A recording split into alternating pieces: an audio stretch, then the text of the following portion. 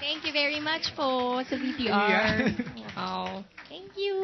Kinilig ang mga press, Sarah. And now, we have a question. Ito, isa pa sa kinikilig, si Julie Bonifacio.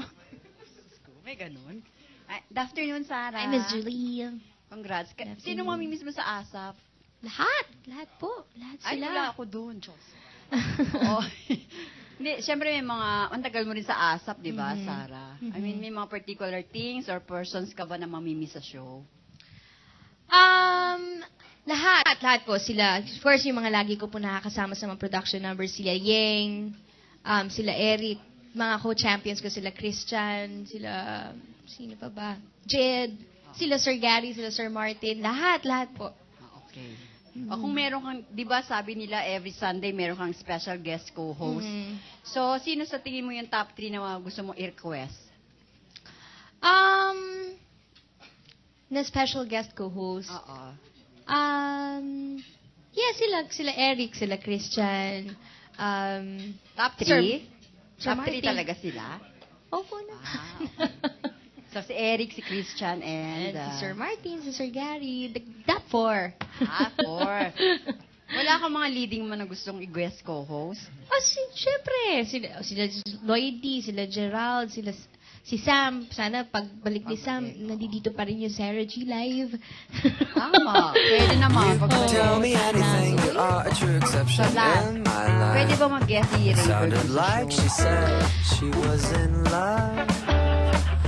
I then told her Our world is on sale. Book now at aircanada.com. Opo naman, opo. I mean, okay naman po kami ni Raver eh. Opo. Si Christine pwede Opo rin. naman. Okay. Naman. Thank you so much, Sarah G. Thank you po. Nag-text si Raver, wag mong buhayin ng bangkay. Okay, we have a question from Tito Ronald Constantino of Tempo. Hello, Sarah. Hello po. Alam mo, napanood kita last Sunday sa ASAP. At ang ganda-ganda ng iyong production number. Wow, thank you po. Thank you.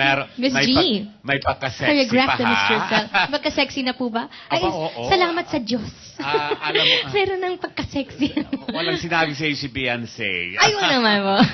So, Zara, talaga bang may bagong Sarah kaming makikita sa iyong musical na sexier, more mature, mas siguro attractive? Siyempre, hoping naman po ako na may makita talaga silang bago sa akin as a performer, as a person din. Siyempre, 24 na rin po ako this coming July.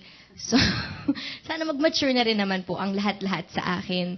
Pero gustong-gusto ko talaga mag-mature as a performer. Yung may mapakita ako sa kanilang bago at maging worthy naman ako, maging worth it ako dito sa oportunidad, napakagandang oportunidad na binigay sa akin para makapagpasaya ng mga tao at makapagbigay ng inspirasyon. So, yun po. Congratulations, Sarah. Thanks, shippers. Thank you, Tito Ronald. We have a question from Marinel Cruz of Inquirer to Teacher Jorcel. Teacher, kayo po ang nagpasikat ng husto sa ating pop princess, no? Dahil sa kakaibang ginagawa niya sa ASAP every Sunday through SOS. Paano niyo daw po mahihigitan ang yung mga production numbers na pinapakita ni Sarah every Sunday? Responsibility po namin sa creative team ang bigyan kayo, lahat po ng viewers, ng kakaiba sa nakikita niyo sa ASAP. So lahat po yon gagawin po namin ang pagre-research, pag-aaral, at pag-observe pa kay Sarah G. Kasi doon po lahat ang pinaghuhugutan namin ng inspirasyon, kung paano siya sasampa sa stage, kung paano siya gagalaw sa stage, at kung paano siya magiging bago palagi sa paningin ng mga audience. Yun po yung responsibility namin. And for me as Teacher Giselle, that's my work to bring out the best in Sarah G. Very well said. And alam nyo, pag nagpa-perform si Sarah, ang nakikita ko nga, pag yung kinakanta niya, halimbawa yung kanta ni Beyonce, tagang si Beyonce yung nakikita ko. Sarah is a chameleon. Okay, we have a question from Jeffrey Valis, no, of Business World. Hi, Jeff. Jeffrey. Actually, may kahawig na nung question ni Marina itatanong ko, pero papasabi ko na rin sa ibang sa director siguro and sa the other members of the staff kung how are you making what are you doing to ensure na the show would be different from ASAP kasi most of the people who will be working for the show are also working sa ASAP. I'm not from ASAP, but I used to be with ASAP before. I used to be the executive producer of ASAP from 1995 to 1998. So, pero every time I'm watching ASAP, tapos I'm looking forward, laging ko pinapanood talaga si Sarah. Kasi si Sarah kasi talaga, every time she performs, parang walang bukas. Yung parang, di ba sinasabi nila, every performance na gagawin, parang make it as if it were your last, di ba? So si Sarah, ganun palagi.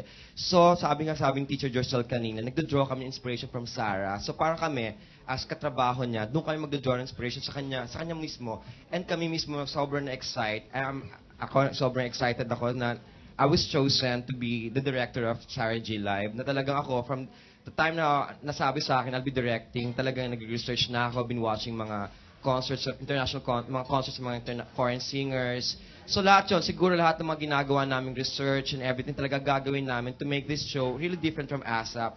And last Sunday, we had a mock taping of the show prior to show management, how we will make it different from ASAP. And hopefully talaga management will see, and you, the people, the viewers, will be able to see kung a difference from an afternoon show to an evening musical variety show. I guess, to answer that question, yung ASAP kasi is a bunch of artists na from actors to singers to dancers, but our edge dito sa show, feeling ko, is the fact that we have Sarah Geronimo, and we believe in what she does, and it's very obvious naman, di ba, na kayang-kaya niya magtayo ng she can do a show in Araneta. What's a show in a studio for her, di ba? So it's very exciting kasi ibang-iba talaga eh. I mean, even if you watch ASAP, I mean, being a part of ASAP and being there for many years now, for a couple of years now, nakikita mo talaga yung diferensya ni Sarah to the other artists. I'm not putting the other artists down. Diferensya ko. Yung pagkakaiba, you can see the uniqueness in her. And to be able to be partnered with a great director, with a great choreographer, with great staff, you guys see it naman in ASAP also. It's the same solution but a different execution, I guess. That's it. Teacher Jorsel, would you like to add? Kami po kasi palagi kami magkasama ni Sarah. So, syempre po sa ASAP, sa concerts niya, we make sure na iba ang gagawin namin sa bawat presentation na ipe-prepare namin. Yun naman po talaga yung dapat for us entertainers. Yun dapat ang ginagawa namin palagi, to keep on recreating ourselves para whenever we step on stage, the viewers will always be entertained at hindi po dapat magsawa. Right. Witness a braver, bolder, and fiercer Sarah Geronimo every Sunday night. Our next question will come from Jamie Ortega from Inside Showbiz Magazine. Hi, for everyone, is there any pressure? Kasi Gandang Gabi Vice, lagi nagte-trend yan.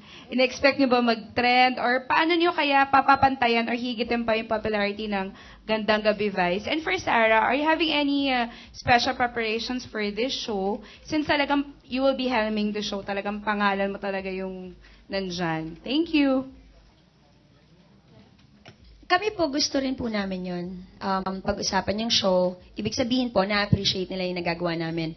Gusto rin po namin na mabigay at ma-entertain yung mga taong manunood sa TV. Pero when you watch Vice Ganda show, you watch because you want to be entertained and you want to laugh and laugh and laugh. When you watch our show, Sarah G Live, you will watch because of Sarah G's talent, Sarah G's dancing prowess, and Sarah G's charisma. Yun naman po talaga yung meron si Sarah G. Ito pong show namin i-extend pa ang merong offer si Sarah G. Acting na live, sayawang live, yung pagiging host niya, dito niyo po lahat makikita. Kumbaga, this is a full show na all about Sarah G. I think when it comes to the security then, nandito na naman, we're not here naman to impress. We're here to inspire people. So, even if, even we can be worrying about ratings, we can be worrying about popularity. But one thing my dad always taught me was the fact that instead of trying to compete with the world, you contribute as much as you can. And instead of trying to be the best and trying to look down at people and say we're the best, you just come out and just be the best that you can be. Not just for yourself, but for the people around you as well. So, with what I see right now with Sarah, with Teacher Gio, with Direk Eric, with everybody, I have worked with these people and I see that they have the willingness to inspire people. And that's why it's exciting. Thank you, Gab. We have a question from Tita Astor Amoyo of People's Journal. Thank you. Kay Direk Eric, of course, I'm so happy and so happy for you. Ang layo na ng narating mo since how many years ago?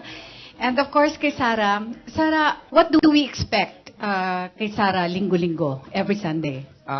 Yun. Kasi actually malaki po yung pressure sa amin talaga to come up with this. Kasi bago, ang tagal na yan. Tagal na nung yung gap from the Sharon Cuneta show, from Superstar, from Vilma, VIP. So matagal. So yung pressure sa amin, kasi ngayon lang ulit magkakaroon ng ganito musical variety show like after 15 years. So ang pressure na sa amin. Pero kasi naman, we're coming from the, ang Sarah G, ang SOS ni Sarah, ang every production number na ginagawa niya sa ASAP, lagi nagtitrend. So I hope na more than the trending is, ma-entertain talaga namin ng tao. Tapos added bonus na sa amin talaga yung mag-trend siya, pag-usapan ng mga tao, yung proud numbers, mga ginagawa ni Sarah. Saka siguro sa show na to talaga, mas makikita nyo ang natural na Sarah. Walang boundaries, walang limits. Yung talaga kung ano siya. Hindi namin siya sabihin, dapat hindi ka ganyan, ganyan. Kung ano talaga siya, papakita namin. So, yun po. Kay Sarah naman, kasi sabi nga dyan, braver, bolder, sexier, and daring. How daring will you be na makikita namin every Sunday? Daring, it doesn't have to be na daring ka when it comes sa mga damit na sinusuot mo, mga costumes, ganyan. Hindi, daring po siguro sa mga sa bawat performance po na ginagawa ko. Siyempre, naniniwala po ako na si Teacher Jercel, meron po siyang mga bagong ituturo po sa akin. May ihahagis po ako dyan. Mga ganun. Siguro yun yung pagiging daring in that sense. At saka, ano ba? Daring siguro sa pagiging, yun nga po, open. More open sa mga tao tungkol sa feelings ko din. Na nagsasalita din ako. Nasasaktan din ako. Nagagalit din ako. So, ayun po, siguro yun. Mas free, mas makikilala niyo si Sarah. Of course, may fear din po ako kasi parang maghuhubad po ako sa harap ninyo.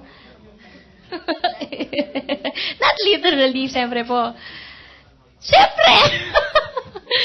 Yan, ganyan ko po.